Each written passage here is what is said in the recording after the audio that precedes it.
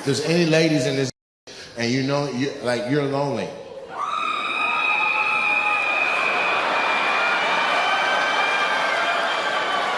I think it's safe to say that we found our candidate.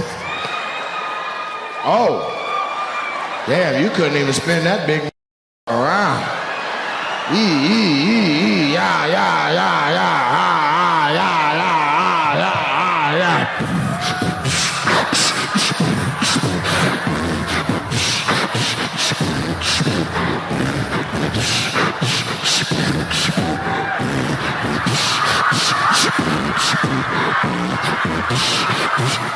Oh shit.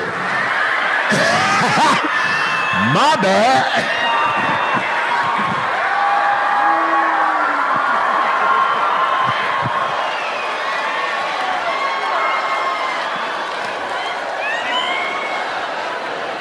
Absolutely not. I used to like that. I talk to you with the damn. Where the rest of your clothes at? Who you with? Sir, who are you that you got all these beautiful women sitting with you by yourself? That's your cousin? Oh, okay. All right. So these are her friends. You just extra. Which one do you like, man? They are bad than them. You don't even care, huh? Whichever one likes me, fool. I just got my out, bro. Turn the lights off. What's your name, cousin? Lexi? I bet it is. I bet it is. Lexi, like it all. Sexy Lexi. What about you with your shoulders out right there? Bella? Yep. Yeah. What about you right there? What's your name? Hello? Huh? Leandra? That's the one you like? You start rubbing your ear on her. He's gay? Oh, I didn't notice that. I should have picked up on them gay ass bangs. You got to be gay to just be like, you know what I'm gonna do? I'm gonna cut everything straight across. That way I don't have to move my hair when I'm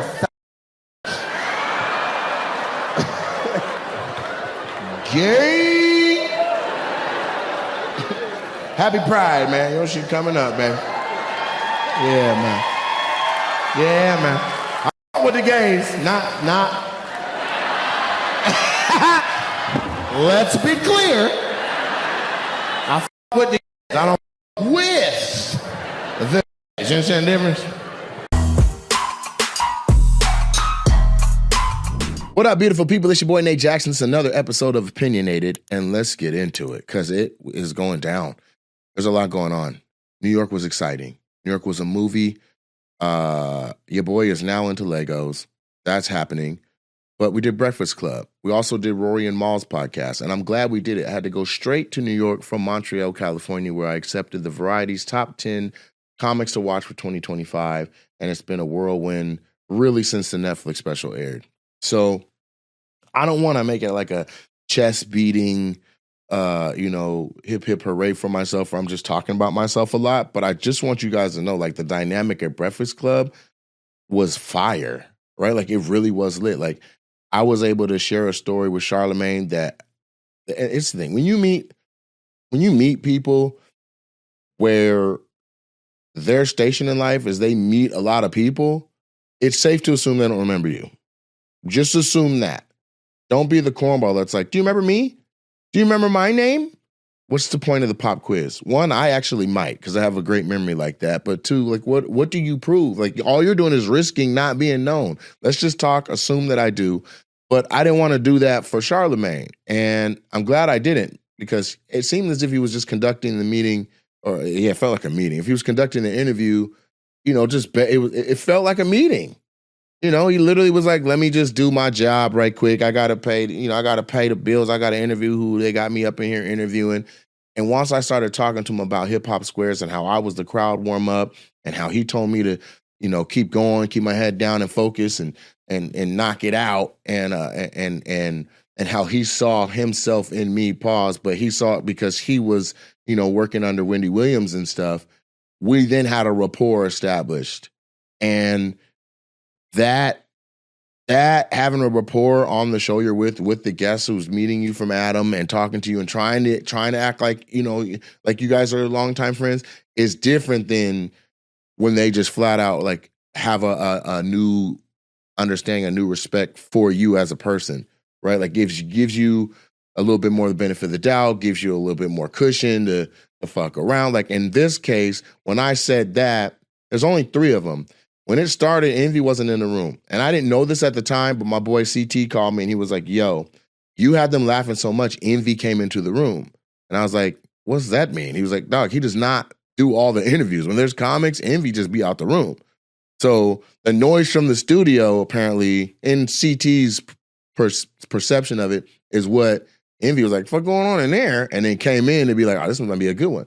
So then we hit it off. And then it went from feeling like a meeting into feeling like 3 longtime friends just chopping it up, right? And that organic tone to it, that feel is like the sweet spot to really like have fun and to talk about stuff. And what you saw with all the laughing and running around and playing was exactly that. Like there's 3 of them on the show, Envy, Charlemagne, Jess Hilarious. Me and Jess go back already. So having built rapport with Charlemagne made it a 2v1 game. And then Lauren, who was on the show, a part of the show and all that, but she goes into the other room for the talent. We got so cool that we were making inside jokes about her. I didn't even know what the joke was. I'm just clowning. And then I hit one and Charlemagne exploded. If you watch it and you watch it back, watch that moment where he's laughing, but it's like a bigger laugh than that particular moment. So then I'm like, you can see me reading his face to see what took it from a level 5 laugh to a level 8, where I'm like, what? I'm kind of reading him. Then he explains it like, oh, there's somebody back there. She ain't got no daddy. And I had just finished talking about that. So then it was like, oh man, I feel bad because I done walked into, now we roasting her about not having no dad. And I don't know if her dad's alive. I don't know. Like that's a slippery slope. That's some thin ice to be on. But we'd already gotten so cool that we were just gelling. Like some of the comments are like, yo, you should be added to this show. Somebody else was like, there's no way this is his first time on the show. Like they clicked up like they've been friends for a long ass time. And then there was a respect there once we got to talking about all the new credits and things. When I say that, I'm talking about how Netflix was in the top 10 for like 7 or 8 days, peaked at number 3, and is doing massive numbers like double platinum, fantastic record-breaking numbers on the platform, leading into the Office spinoff, The Paper, coming out on September 4th, and then the movie Aziz Ansari's directorial debut with Keanu Reeves, Seth Rogen, Keke Palmer, and again Aziz Ansari, and that comes out in October, and it's called Good Fortune. And the trailer for Good Fortune came out and went around the world 3 times with millions and millions of views. So when we got to talking about that stuff, like Jess was like, what else you like, what do you got coming up where we like, let's work together. Let's act. Like she, like, you know what I'm saying? Shooting her professional shot, not on some trying to holler, but like, hey man, let's synergize. Let's see what we can do. And that's powerful, especially on a platform that big. There's a lot of people that have hit me like, oh my God, Breakfast Club. Like for them, that was the tipping point to be like, nigga, you made it. Right? Not like, oh, I have a movie, because they ain't seen that yet. Some people got to see it to believe it. Not, oh, your Netflix special. Oh, maybe they saw the trailer and was like, oh, he got one, cool pick. And then they still haven't sat down to make time to watch it, even though millions have. There's a certain type of person that's like, I already know this nigga. I'm not finna watch that shit until it's convenient for me to watch. But that's like everyone I've touched prior to the pop, people put you in a box. And so we not in the box no more. We done came up out the box, elbows, bone crusher video, and tore the roof up off this thing, and ain't no going back. So all these people asking for pictures and stopping me places and all that, I just got to get accustomed to it. It's new, and I can, I don't get to be like, man, no, I'm cool, or I wish it wasn't like that. Like I've done the work. We've now tipped the scale. It is what it is. But Breakfast Club was definitively a moment for people that was a big needle push to be like, oh my God, like literally the messages coming to my DMs and people that were resharing the story was like, this nigga is on Breakfast Club. Like Nate done made it. And that's a testament to them having high quality guests, right? However they vet their guests, it's all celebrities, it's all political figures. And so for me to go into that space, it's a wonderful position to be in the zeitgeist. And I'm going to continue to be in it. So get familiar. The zeitgeist and me are getting along just fine. What I'm finding, to be honest with you, is that maneuvering in those spaces, it is a skill set. You have like interviewing and being able to balance the energy and manage the conversations and get to everything that's asked of you is like that's a skill set. Like you got to work that muscle, and I'm having a ball doing so. But I found personally that it is easier for me than I would have expected going into the space. What's harder is getting into the room, getting everything set up, knocking down the pins that need to be knocked down, crossing the T's and dotting the I's to be the guest that's on the show. Once I'm in the room, let's chop it up. Whether it's Bert Kreischer, whether it's Felipe Esparza, whether that's Rory and Mal, whether that is Mario Lopez, whether that's the LA Times, whether that is the Breakfast Club, like I'm not coming out of these or feeling like there's parts of these interactions where I'm overwhelmed or that are surreal or that are going over my head. So in a sense, I feel like I belong. Was there something that they asked you that you were surprised, or was there something that you wish they would have got into, or like? No, it was refreshing that they weren't like, how'd you start comedy?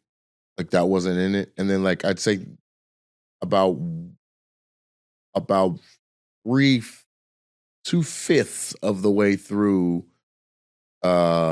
Charlemagne asked me something. I was like, you guys realize this is really good, right? Like you guys are really good. Because I was in there looking and I didn't see notes. I didn't see, sticky notes on, a laptop was open or whatever. But I also watched the show before I was on the set. And so I watched to see like what they were talking about. I wanted to see the vibe. Like if you saw the behind the scenes stuff, the stories that we shared where like Sue Robb was with us and she was taking behind the scenes footage, I was in the pre-show green room. I was watching them. I want to see like what their energy is, what's their attitudes on, what, like, do they have notes? Are they looking at something? And it really looked like Jess was just telling Charlemagne stories and they were cracking up laughing and Envy was fucking with his phone. And so by the time when I came in and the questions were actually poignant and strong and good and solid, I was like, this shit is a relief, There's also a moment where Charlemagne asked me a 2-part question. And after I answered the first part, Jess asked me one question. And then just for the sake of organizing my responses, I was like, give me just a second and I will get to that question. But I want to finish answering Charlemagne. I remember that part. I don't know how else there's no other way to show, like that's conducting court. You know what I mean? I had the floor and I didn't let no one down when that answer's coming in, and I'm managing the expectations of the questions and making sure that, I don't want to see comments later where they're like, you didn't answer the second half of Charlemagne's because he never got to it, right? And maybe that's on the second host for piling on and asking in the middle of a 2-part question. Or I also just flat out at one point admitted, like, I don't remember what the question was. And they're like, oh, we were talking about bubble. I'm like, bet, because you guys are quadruple stacking stuff. And then there was a whole nother layer of like, poking fun vicariously at Gary. And at one point, Charlemagne just flat out made up some shit. I was taking off my jacket when he said, I was like, what? Who said that? He's like, Gary. I said, that sounds made up. He's like, what? I said, that sounds made up. He's like, it is. I made that up right now. I'm like, yeah, because if you understand how complex doing good crowd work is, nobody, especially Gary, who's now doing it a lot, is going to be like, yeah, I heard it's lazy. I heard it's like, no, that doesn't even make sense. That sounded super made up. You know what I mean? And I've had enough conversations, and I know me. I know what I'm doing on stage. I've done comedy 24 years. I know what's easier. It is much easier, trust me, for me to go on stage and say the same jokes over and over again. That's lazy. It's easy. If I'm doing that, then I must have several other business enterprises that don't require my time, or that's where I'm spending all my energy, because I ain't got no time to write no jokes. at all. I can't even make up nothing. I can't get off my set list, and I'm in my 10th year of doing the same set. It sounds preposterous to even say, but as a comedy club owner and an act that travel with headliners and have been on TV shows and all that, I watch guys do their set and be like, that's my bread and butter. I did a show in Washington, D.C. It was one of those multi-lineup shows. I'm not going to name the comic out of respect, but there was an OG, right? Like somebody who spent a lot of time on TV a very long time ago, and at that time was a household name. And we did the show, and I, as a kid, remember watching that person perform, and I'm talking word for word. It's 28 to 30 years later, and the same exact set comes out. I had a great set. That crowd loved it. Whoop-de-woo. I'm going back on stage. They're passing me on the way off and lean over and go, that set right there is how I made all my money right there, baby. With confidence. I'm like, Lord, have mercy. So that's easier. It's easier for me to write a joke 5 years ago, polish it, and then go on stage and do that joke over and over and over and over and over and over and over. I know what I'm going to say in 2 minutes. I know where the laugh's going to be. I know where that's easier than just being like, you know what? Fuck it. Let's just open this bitch up and see what's in it. Let's see what's going on. Like I'm letting other people have literally the power and the control to fuck with the flow of the show. Way easier. I could just get up and do a mirror set or a closet set or whatever, where somebody just is at home practicing in the mirror. The crowd doesn't even matter. Just doing my set. Just saying my shit and waiting in the spots where I'm used to waiting, where I get a laugh. That shit is so lazy and it's easy. So anybody that knows that as a stand-up or even tries to be like, talk some shit about somebody who's doing good crowd work, miss me with that. Miss me with that, please. Also, it's high time people saw what it was for what it is. Because we're running hot over here in a good way. You know what I'm saying? Like the internet is a great place for us right now. Netflix is a great place for us right now. Things are going good. The road is a great place for us right now. When I say us, I'm not just talking about me. I'm talking about me, Trent, BT, Kanisha, Sue Ra, the whole squad. We out here, we're fucking them up out here. And we're building. Shit. This is a new set. Apparently the other one looked like a fucking circus tent. Fuck everybody that was a yes man. Don't tell me once I got paint in my hand that the other one was uglier than the motherfucker. Fuck all y'all. I told you immediately. You told me while the other paint was still drying, nigga. I was like, just let it finish. And then you were like, all right. You have a way of doing that. You have a way of saying a thing, Soto, and then being like, nigga, I said it. You know what Soto means? Mm-hmm. Yeah, I saw your body language shit. Like, what the fuck is a Soto? Soto is like a Latin term or an acting term for a throwaway line. Like if you're saying A, B, C, D, E, F, G, 5, 6, 7, 8, 9, H, I, J, K, L, M, N, O, P. That 5, 6, 7, 8, 9 was Soto. It's the throwaway line. It's the reason why people watch my special more than once and be like, nigga, I didn't even hear when he said that. Because my shit has this shit straight in front of you and then Soto lines all throughout that motherfucker. And so you be saying it where it's not the main thing that's being said. You might be like, I'm hungry as a motherfucker. This room's trash. Let's go get something to eat.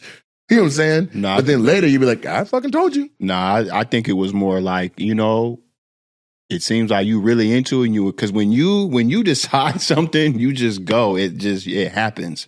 So I'm like, damn, you already painted up because I didn't see it until it was done. And you put all this hard work and effort and energy into it. I'll say this, and this is worth you really hearing though, is that even though I'm strong-minded like that, once I trust somebody's input and opinion, I actually do hear it and will yield. You know what I'm saying? Whereas like, I feel like you're like, he's so strong-minded, once that nigga, you might as well get out of the way and let it be what it is. That ain't the case. If you're like, I actually think, you know what I'm saying? Like you see what you said about the YouTube shit is now leaking into conversations with 3 Arts. Yeah. It is what it is. Like you guys are either gonna fuck with me and let this world blend with your world and give the people what they want online with the long form content. I'll put commercials in it and say, go watch my Netflix special, or we'll fucking throw a lower thirds on that bitch where I'm in the corner pointing at the fucking Netflix logo, being like, my special is now on, just like fucking TV. But to be like, no, he can't is crazy. You don't know what it makes. You're literally fucking with the income and revenue that I get from it. And if we're going to build a future for ourselves, then I have to have a strong platform online so that the next project, I'm already strong online. I know my numbers went down. My revenue got cut in half each month since I've listened to them say don't post. Revenue directly is related to views. That means my views were cut in half. And that was at a time where before that, every month was building by like a third of whatever it was. 750,000 people, and we were gaining 65,000 people a month. And now we're gaining 11,000 people a month. Like, that's devastating to what's going on. It can't continue. So they either are going to have to wake up and get with it, or I'm gonna have to show them, because and this is with the utmost respect for them as a business, for them as a conglomerate, as a platform, because I am not trying to burn no bridge. But you gotta understand how this is different than anything they've ever seen. There's 22 hours of crowd work joints on the internet, and they're all within the last year and a half. You've never put anybody on that platform that has that's doing that. Now that we are, the audaciousness to be like, don't post those no more, and ask me to not post for hella months is what, like, you're getting me eaten alive online. The people who watch on YouTube, go watch on Netflix. The people who watch on Netflix, go look for more if they love you over on YouTube. It's a cycle of just steady feeding views to the Netflix special. Once somebody loves you, they want to see all of your shit. All of it. So it would behoove all of us to let me post and just like, let me turn the crowd work joints into, we'll run lower thirds. Or I don't mind using the green screen and stand in front of that so I can literally pop up on the screen during the crowd work joint and just be pointing at the Netflix special. I'm sorry to interrupt the episode, but it's time to pay our sponsors. This episode is brought to you by Zippix nicotine-infused toothpicks. Zippix brings you a totally satisfying, convenient, and great-tasting way to curb your nicotine cravings. Now you can get your nicotine fix anytime, anywhere, without having to rely on vaping or smoking. Zippix toothpicks give you an easier, better, and more discreet way to get your fix. Let's face it, kicking bad habits like vaping can really be tough. Zippix are a great tool to help you finally say goodbye to vaping for good. These toothpicks aren't just a great nicotine delivery device, but they also satisfy the hand-to-mouth habit. Mine is cinnamon. It's delicious. So any oral fixation commonly associated with smoking and vaping are nipped in the bud. They're available in 6 great long-lasting flavors, and they have options in 2 milligrams or 3 milligrams of nicotine. Zippix toothpicks are perfect for flights, sporting events, restaurants, and literally everywhere that smoking and vaping are banned. They're one of the most effective and cost-effective nicotine products on the market, and you're proudly made in the USA. If you're not a nicotine user, or you're just trying to get away from your nicotine habits, Zippix also offers caffeine and B12 infused toothpicks for quick energy boosts. Zippix have already helped hundreds of thousands of customers get their nicotine fix without needing to inhale smoke or vape oils. So what are you waiting for? Give your lungs a break and try Zippix nicotine infused toothpicks. Ditch the cigarettes, ditch the vapes, and get some nicotine infused toothpicks today.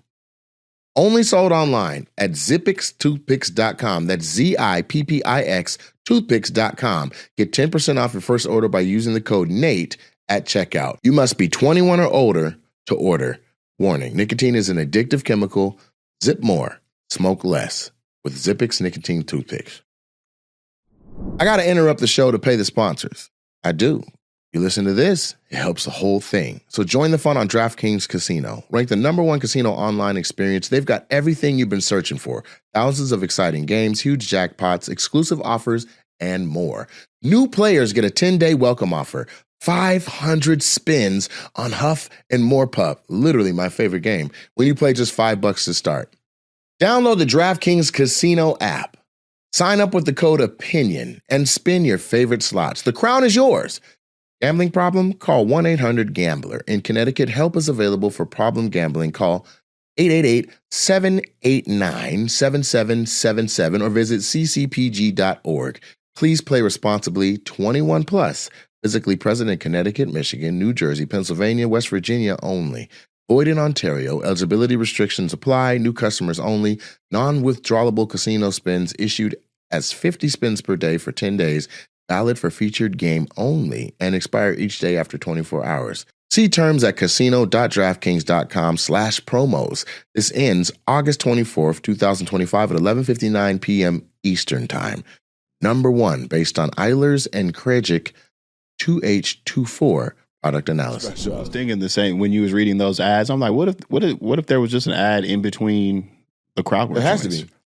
There has to be. Also, there should be one on the end of every fucking video that's going out. Yeah. I think Netflix, they just aren't very, they're smart people. There's smart people over there. But when it comes to you, I just feel like they're just lumping you into other categories. They're geniuses, but what's happening is exactly what you're saying. They are looking at it like a cookie cutter. Here's what we do. Here's how we do it.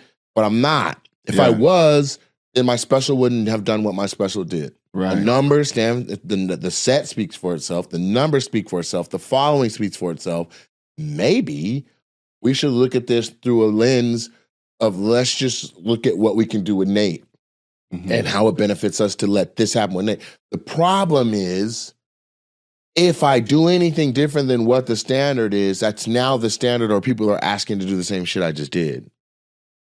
And they don't have 22 hours of crowd work online. They don't have a year and a half of a chokehold on a type of comedy or stuff. They don't got that. Yeah. So as soon as I do it, it's like, boom. But my examples that I point at are other people that already said, let me just do my shit my way. Mm-hmm. That ain't good either. But I also see them, they aren't blackballed, or they haven't been smacked on the hand for being like, yo, I gotta do my shit. They haven't. But in my experience, whether it's historical or otherwise, I've always had to be very straight and narrow in this exact same scenario. Otherwise, I get the blunt of whatever the outcome bad is. And you're like, why didn't y'all do that to that person? Why am I the one that you want to make an example of? Whether it was teachers, vice principals, fucking bus drivers, it's always like, they did it, and they did. But when I do it, it's a goddamn problem. And that's just always been the way that it is. For me particularly. It's part of the defense mechanism that got me telling jokes any goddamn way. So this is no different than that. I would love more than anything a beautiful, strong relationship, synergy with Netflix to be like, hey, we have this beautiful idea, this dope concept. You guys got first right of refusal. Do you want to put some money behind this? Let's fucking go. And then it goes on the platform and it does what the special did, because we only put out dope shit and we got the Midas touch. They win, we win, everybody wins. Everybody I can touch is guapping up, and everybody's coming up bread-wise. That'd be dope. But if we're not going to have that relationship, then it needs to go to where the most people can just consume it for where they already are. Because I don't think Netflix understood what your Netflix joints really were. I think in their heads, they're like, oh, these are just comedy specials. But you even say at the top of these recordings, this ain't a special. This a joint. They're more like, to me, they're more like shows. So that's like if Netflix was like, they're once a month, you were putting out a show, right? And then Netflix was like, ooh, put what you're doing, put your thing on Netflix. And then everybody's like, okay, cool, that was great, amazing. But then you like stopped the show. Like there's 3 more episodes ready to rock. But it's like, that's in my brain, that's what happened. It was like, there was this show. Even though what you put on Netflix wasn't a joint, that was a special. There's material, well thought out jokes that were crafted. And then a small amount, what was it, maybe 10 minutes worth of crowd work? Nah, there's like 17 minutes of crowd work. But mostly material. Like that's a special. The joints, they're not that. They're completely different things. I'm not even looking for a certain level of excellence or a standard that I'm trying to uphold in funny on the crowd work joints. I am trying to talk about what's in front of me or what I've seen that day until I can't think of shit else to say. And that usually is an hour and 20 or whatever. And then we put out 45 to 55 minutes goes out. And that's different than a special. A special is what I was doing on the road. The special is the super funny comedy show that was on the road, which is now, it's already evolved because we filmed this at the end of January, and I'd be tired of saying jokes after 2 months, 3 months. Like, that closer got more burned than necessary, but it was fucking a really good closer. So I tried to use Denver to locate the new closer and let that come to me. It ain't happened. That closer was developed in Chicago during the 17 show run. We're going to Chicago again, and we're steady adding shows. So if that's the city that I get blessed with my closers the universe, then it is what it is. But I got to be able to be loose on stage and throw shit against the wall and be like, ooh, that was good. I think let me try that this next show. Where does it fall? Ooh, that was good. Let me move it earlier. Okay, it worked there. Let's see if it closes strong. If it closes strong, cool. How can I prop it up throughout the show to where they have no idea that the closer is going to bring it all together? That's all I'm looking for. That's what I'm looking for. And so since I'm still developing the first 20, 25 minutes, then how do I have a closer that strings all that together? Like this is the mind of the art. This is the art that this is. And if they don't understand that, it's nuts. Here's another epiphany. Not even an epiphany. This was some shit that was said to me that was full circle as fuck. And it was said to me and it kind of just washed over. But sometimes you wake up or you go to sleep and your mind is playing back the shit that happened through the night. Sometimes you're like, that was hella disrespectful that motherfucker said and I cut. But this was like a good thing. So for this, I will say name. So Nick Brazow was, he's in charge of Just for Laughs now. For years, he was under Jeff Singer, who was in charge. He was like number 2, maybe number 3. I think Allison was in charge of New Faces. And so it was like Jeff, Nick, Allison did New Faces, and then they placed all the other comics and stuff. But Jeff Singer was the gatekeeper for what talent goes to Montreal on what showcases, flat out. Then his team would help procure talent. Nick is now in charge because Jeff has stepped away since, or got made to step away. I don't know. But when I was showcasing for it, they said I can't say the Bao Bao joke, the Vietnamese car dealer joke, which is fucking great. And if you don't know what I'm talking about, go watch Breakfast Club because I talk about it. But the full circle moment of it all is that whilst at Just for Laughs, he came up to me at the after party and he said, "Ma'am, I'm so glad that you were able to come. Congratulations on the award." And he was like, "You know what's a trip? I remember after you showcase and we shied away from the Vietnamese car dealer joke, your response was, tell me what you want. Because whatever it is that you guys are looking for, I have it in my bag already. But you got me a 5 to 7 minute showcase and I'm trying to just give you what's killing at the time, not knowing that there's some red tape around a thing. I'm like, this is comedy, baby. Anything I say is good. If it's killing, it's killing." And so it was a trip to me because I remember saying that to them. I'm like, what do you want? Like, just tell me what you want. It's not about, oh, this material and this is all I say. So if you don't like this material, then I don't get to go. That ain't even how I write jokes. It's about, do you want me to go? And what's the parameters of the set? I'll build that, and that's what I'll kill with. Or I'll abandon it entirely and do whatever the fuck I feel when I walk out there. I'm leaving with a W. So the showcase to me was just me doing a few jokes for y'all to show you that I'm funny, that I'm like, tap me in, let me go up there. They're like, transcribe it, see if it steps on any toes. If it does, can't have them. Like, how you even know that's the fuck I was gonna say when I get up there? That's how I felt. So I was like, just tell me what you needed, bro. Like, I got it in the bag. I got hella jokes. What do you want me to say? And Zach was like, he has a lot of material, you guys. What is it that you like? It's you tell him show him the boundaries, and he'll walk within that. He might walk up to the line, but he won't cross it. If you felt like he went across with that joke, which we don't think he did. So for him to say, I remember you said, you just had a wealth of material, and if we just tell you what jokes that you would have rocked with that. I'm like, yeah, man, I've worked a very long time to be versatile and have a plethora of stuff to talk about. And if I don't have nothing to talk about, I've worked hard enough on my stage presence and my voice that we can talk about what I've seen or what's in front of me or what I've gone through that day or whatever.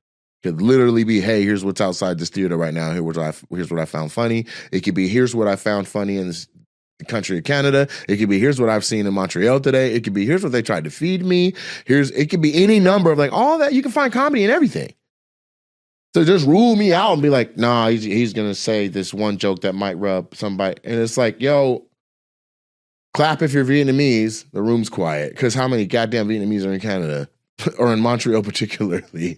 That there may be a full community, but the ones that are there would have responded the same way all the other Vietnamese do because they're Vietnamese before they are the country. They're going to laugh and have fun. I'm doing the joke. Motherfuckers punching each other, literally like socking each other. And that was the girls.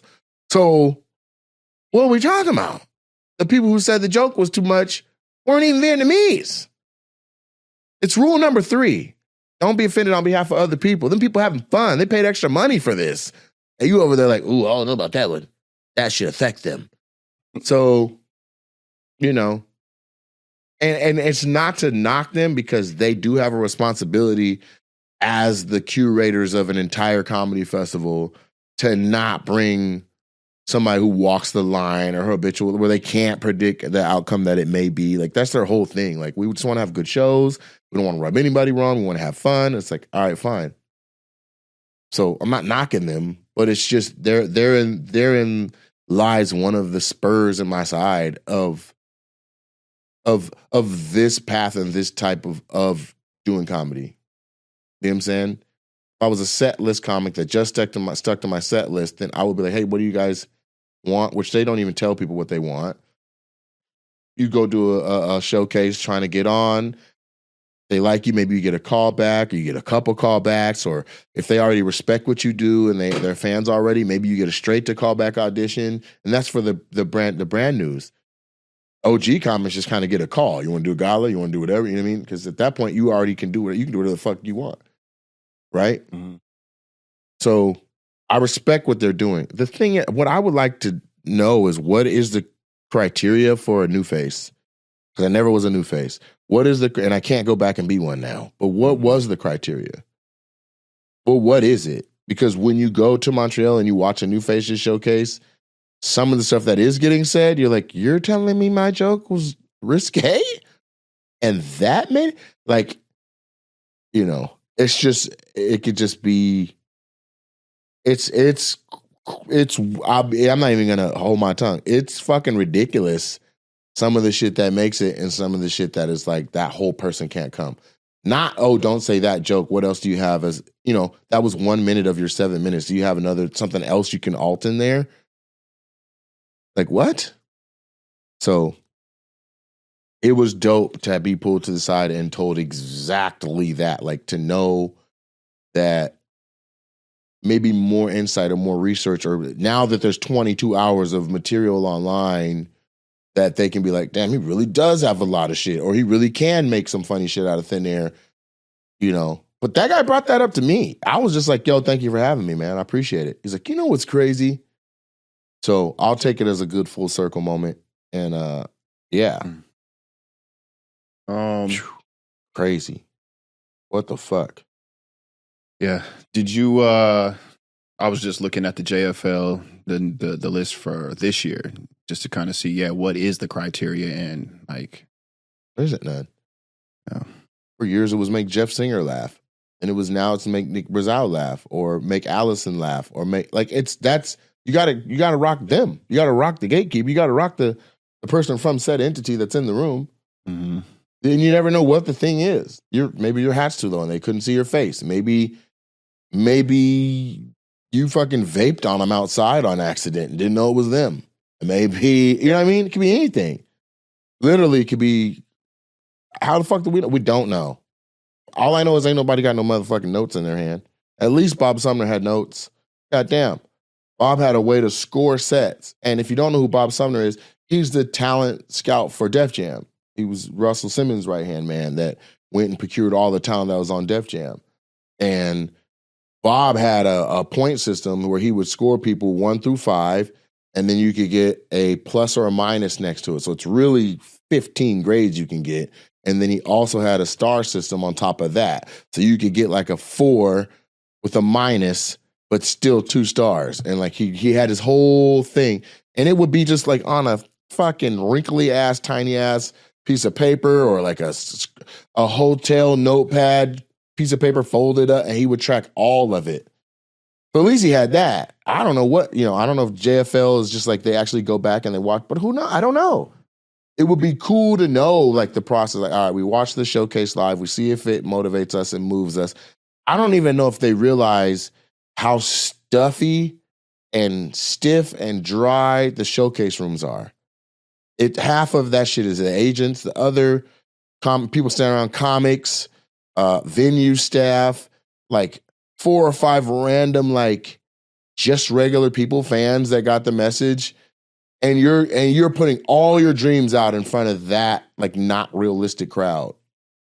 So I don't think they realize it. And to be honest with you, none of it translates to Montreal's audience. Yes, you can get your jokes to kill, you can do your thing, but showcasing in LA has that crowd that's going to see you absolutely no relation to the crowd that's going to show up in Montreal going to the festival to see it. So, I don't want it to be a complaint session, because to be completely honest with you, I feel like we came, we saw, we conquered. As far as Montreal goes, we had 3 shows on a Friday night. I killed everything I touched. It turned into a smorgasbord of meetings. I've got 30 fucking meetings planned, ABC, NBC, FX, and da-da-da, like auditions out the yin yang, and big goddamn auditions, like the kind where your name is on the script. That way, if it gets out, yo ass can get in trouble type shit. Not just nigga number 2, but really like people's right-hand man. Like, we're not far from, if I lock one of these into, I'm a leading man in a major fucking film. And I have the chops to lead. I already know I do. I'm thoroughly trained through Leslie Kahn Acting Academy. I'm ready for whatever we're going to do. So, and if not, then we'll fucking bring my acting coach back in and we'll get me ready for whatever the fuck it is. Trisha LaFlatch is ready to go. So, it was a great Montreal. Montreal is back. For the comics wondering, Montreal is back. I do believe Montreal is back to where it was like, even without a show, even without being booked by JFL, fucking go. Figure out how to just get your ass to the city. Maybe you can buy a fucking lanyard, or I don't know if it's for purchase, but it's the type of thing where you can go and you can actually network and schmooze and grind. You can catch fucking your agent or your manager at the fucking restaurant. Everybody's walking all over the place, eating, fucking hungry, going in and out of hotels. You don't need a lanyard to be outside of a hotel, passing out materials about yourself, passing out like, hey, I need a manager. What's going on? Hey, I got a show. Hey, check me out. I'm from Connecticut and I'm just out here trying to hustle. And I'm not a part of the festival, but I want to, boom. Like, you can hit everybody that's going in and out that bitch. They got on their lanyards. You see a yellow lanyard, that's industry. You ain't got to wonder like every other showcase where you're like, I wonder how many of them was execs. Like, not in Montreal. They got on a lanyard that says it. Is it yellow? That's who you need to be trying to get a hold of. You guys going to lunch? Hey, can I pick your brain? Like, you can hustle again. It was there. It was ripe for the getting. So people that had, like Trenton had a great vantage point, like coming and opening the shows and performing on all the shows and then getting to see it and all that. Like, don't get it twisted. People remember who was with who. Remember who was with who was funny, who held it down, and then they note it the same way local people do. The same way Tacoma, Seattle be like, no, he be working with Nate. They on the road being like, oh, he be working with Nate. And that's not a bad thing. That's a good caveat to have. Because they know I'm not having just some bullshit out there with me. If you with me, then you can at least goddamn hold it down. But we're putting out fucking phenomenal work. Phenomenal work. Phenomenal work. You know what I'm saying?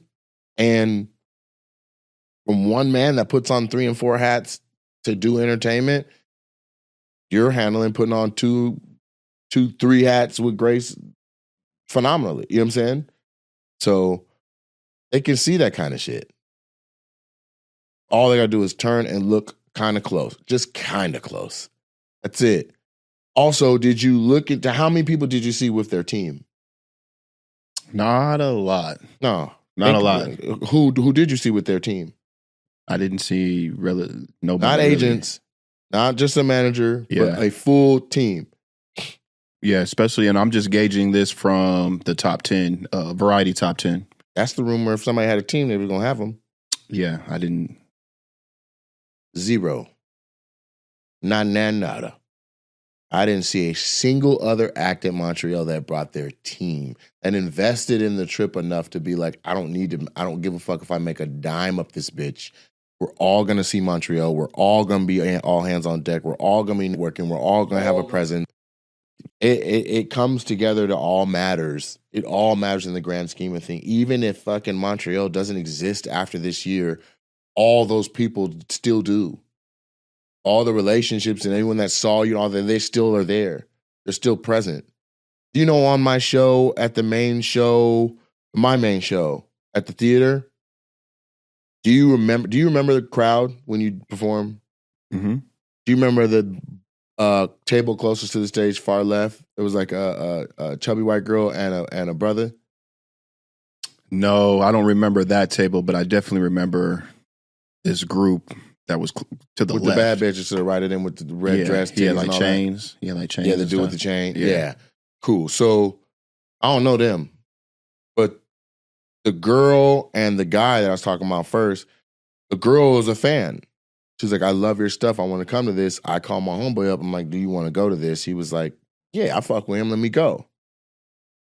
That's Abba and Preach. #1 YouTube channel in all of Canada where they just like literally take things that happen and they stand next to each other in this room with all the shit and they just like literally talk shit and have fun.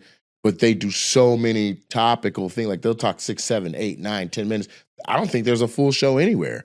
I think they just are literally like, hey, let's talk about that. And they have fun and they argue back and forth and they have moments on camera, just them two standing next, just two friends. #1 YouTube channel. And I don't know where it ranks in the States, but they're #1 in Canada for sure. He's like, yeah, this is where we're at. We're Montreal. I thought you guys were in Toronto or in Vancouver. He's like, no, Montreal. We're holding this motherfucker down too. He's sitting right there like, I'm a fan.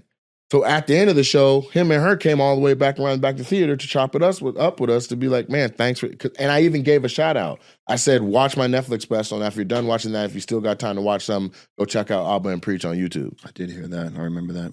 Yeah, and he was like, ooh, because he didn't know I knew it was him. Feel me? Like because he had dreads and shaved them off. But nigga, your face is your face. So I said all of that. He came around the back and be like, nigga, wow. That was fantastic. Thank you for the love, blah, blah, blah, blah. You know what I mean? So you never know who's going to be in the room, especially at Montreal. At the after party, 2 execs from Fox came up.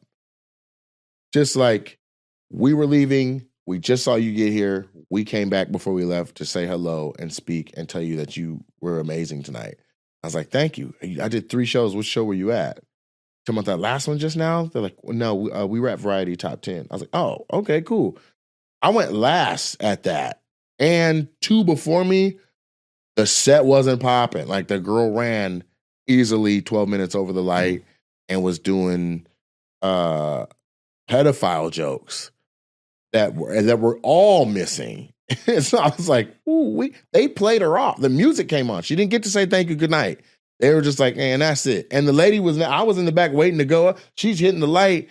Like this, like just doing her own. She's doing her head like this with the light. Oh my God, we have other comics in another show after this. What the hell, golly! Like that's how she's flicking the light. Then she gets on her headset and she's like, after this next, when she wraps up this joke, play her off. She didn't finish. She just finished that joke and was like, so then I went. She's like, oh, thank y'all, I gotta go. Runs off, comes to the side. She's like, how long was I over? She was like, you did like 24 minutes on a fucking 7 to 8 minute showcase.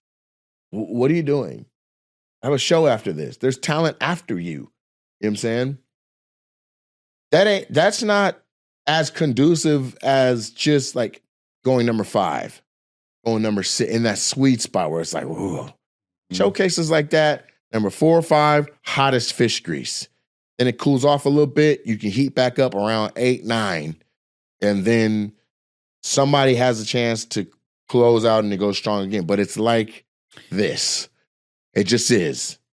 And going first fucking sucks. They call it biting the bullet for a reason. So I was really surprised to see that comic you're talking about do that, go over her set, because I'm really like about the business part of it, and especially in a situation like that, like your time, like look, we got 10 comics, everybody's doing 7, and then that's just what it is. And so running the light, stuff like that, I'm just like in my head, like when because Fred, a local comic out here, me and him were going back about that with the show that we hope. He's like, man, this is our show. We can go as long as we want. I'm like, nah, man, we should really work on. The show started at 7:30. We need to be wrapping this thing up by 9. Staff, the bar, like all those other individuals. Like, there's only one person that owns it and puts money into it and has to pay for things. Yeah, that can run the light because I know what it's worth for me to run the light. Yeah, Fred doing it is fucking ridiculous. Yeah, I was just like, nah, this isn't. I get it, it's our show, but we can't just do whatever we want. Don't fucking do that. It's a time thing. Fred, no. The time. It's a show. You ain't paying nobody. Yeah. If you were in charge and you were paying all the staff that's on the clock the way I am, that if the club can't pay for it, I do transfers into the account to float this whole motherfucker. Do what you got to do on stage. Do it. Right now, they were texting me to go to the club to go perform at open mic because some big ass group just showed up from Texas. They're like, yo, they're here. Their first round was like $80, and that's just their first round. They're about to really mad. Like, you want to come down and stretch and da-da-da-da-da? Like, first of all, I'm not free to see no more. Second, if I am going to be free to see, I'll be, it's not going to be on, it'll be on my own. Be like, fuck, I'm going to just go down there. You know what I'm saying? Like, you caught me.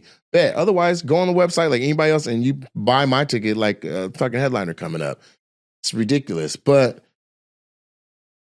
if I was to go down there and stretch for said group, because they sent me a picture, it was packed, that would be my decision to be like, let me go longer so that we can make more money in this building. But if you don't have the fortitude to look around and be like, they ain't drinking no more, but I'm still going, like, you're only serving yourself. Mm-hmm. You're only serving yourself. Because now every server, let's say there's 6 of them, they're all going to be another half hour closing out. 6 of them, that's 3 more hours. You're not paying their wages. You're not paying, they didn't get no tip. You're not, then it has repercussions of attitude, of frustration, of burnout. Mm-hmm. They wanted to go home. They got a babysitter. They got to pay another fucking half hour. They got to pay more. Like, it's nuts. They got husbands to get home to that they're expecting them around 11, and yo ass on stage for an extra 20 minutes means they don't get home till 11:30. They're at home getting cussed the fuck out because you want to do 20 minutes. That's irresponsible. At least if I run the time, I'm like, and you're going to be paid for it, I got you. Right. You know what I'm saying?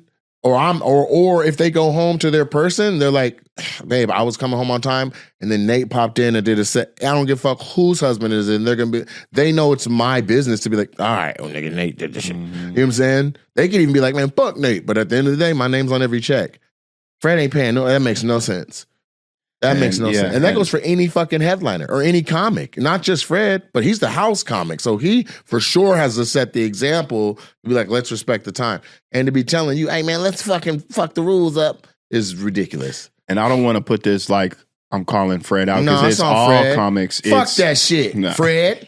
Because it's really, I'm speaking to, because that gets on my nerves when it's any comedian who's just like oblivious of like the business part of it.